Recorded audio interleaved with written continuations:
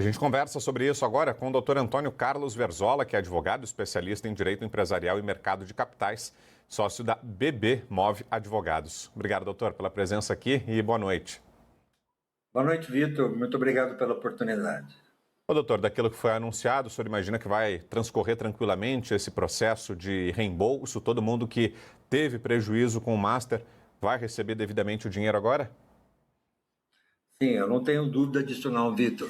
O processo ele está, na verdade, obedecendo um histórico do FGC, que tem demorado aí cerca de 30 dias ou um pouco mais, na média 30 dias, para satisfazer esses credores de bancos em liquidação. Houve aí uma época de Natal, de Ano Novo, além do que vocês acabaram de noticiar aí, né? Suspeitas de fraudes envolvendo ativos do banco. Então, isso é motivo para mais um tempo de exame por parte do liquidante, no que se refere à elaboração do seu quadro de credores, do Banco Master. Isso vai para o FGC e vai ter ali uma confrontação que não deve ser demorada. Mas eu acredito que, como tem sido noticiado, já no final da semana, início da semana que vem, esses pagamentos devem começar a ser viabilizados. E, doutor, em relação àquela ofensiva que houve, aos questionamentos ao Banco Central sobre se a liquidação foi ou não precipitada, o Tribunal de Contas da União ontem, o ministro Vital do Rego, que é o presidente do TCU, garantiu que esse processo não vai ser revertido. Houve um encontro ali com o presidente do Banco Central, Gabriel Galípolo, aparentemente um sinal de paz, né, uma bandeira branca. O senhor acha que de fato está esgotada essa possibilidade e nenhum risco à vista de reversão da liquidação, doutor? Vitor, eu nunca tive nenhuma dúvida a respeito disso, tá? Houve aí esse ruído envolvendo o TCU, mas a questão já está apaziguada e eu espero que isso tenha sido uma coisa episódica, né? Porque o Banco Central é muito cioso em relação ao sistema financeiro em geral e particularmente no que se refere ao monitoramento das instituições. Certamente, e ele deixou isso bem claro, isso está no próprio ato da liquidação, né? Esse banco estava sujeitando seus credores a um risco anormal e chega um ponto que a autoridade monetária ela tem que paralisar as perdas, sob pena de isso aumentar e, no limite, influenciar ou impactar o próprio sistema financeiro nacional. E foi isso que o Banco Central fez no pleno exercício da sua competência. Competência entendida no sentido de atribuição. Isso é atribuição do Banco Central. Está lá no artigo 1º da Lei 6.024. Nunca houve dúvida disso.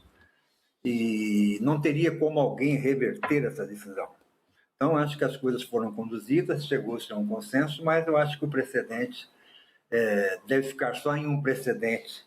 E isso não seria bom para o mercado que isso se repetisse em outros casos da espécie, se existirem. Agora, doutor, diante da dimensão desse escândalo, o próprio ministro da Fazenda falou hoje que pode ser a maior fraude da história do país, maior fraude da história do sistema financeiro do Brasil. Há o risco de que isso se repita? Muita gente fica com esse receio na cabeça agora em relação a qualquer outra instituição financeira, banco, corretora de investimentos, ao colocar o seu dinheiro sobre se aquela instituição está operando de uma forma saudável, sobre se aqueles ativos que ela está negociando vão ser recebidos de fato, que esse era o caso do Master, né? Ofertas totalmente fora do padrão de mercado, muito atraentes, que na verdade não se cumpririam, né? Esse receio passou a acompanhar os investidores aqui no Brasil. O senhor vê isso como uma preocupação plausível ou não? Não tem motivo para alarme? Não, o mercado já vinha atravessando um período de mais de 20 anos sem nenhum caso importante de liquidação extrajudicial, por exemplo. Isso se deve ao monitoramento constante que o Banco Central faz, usando de recursos tecnológicos. Nosso sistema financeiro é elogiado no mundo inteiro pela sua segurança, estabilidade, e isso se deve muito à própria atuação do Banco Central.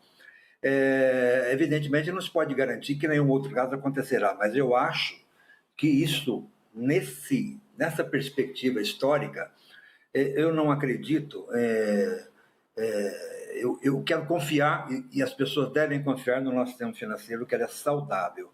O Banco Central monitora isso muito bem e evidentemente, né, as pessoas sempre devem ficar bastante atentas, né, quando alguma instituição de mercado oferece taxas que uma pessoa que tem alguma intimidade com o mercado financeiro vê que aquilo não é possível, né? Aquilo não faz sentido. Você procurar um banco que te ofereça uma remuneração de 40% acima do CDI. Isso não é proibido, mas eu mesmo não aplicaria eventual poupança que eu tivesse numa instituição que me oferecesse esse tipo de rentabilidade. Muito bem, doutor. Obrigado, viu, pela presença aqui conosco. Doutor Antônio Carlos Verzola, que é advogado, especialista em direito empresarial. Obrigado pela entrevista. Uma ótima noite, bom descanso por aí. Muito obrigado, Vitor. Um Valeu. abraço. Um abração. Boa noite.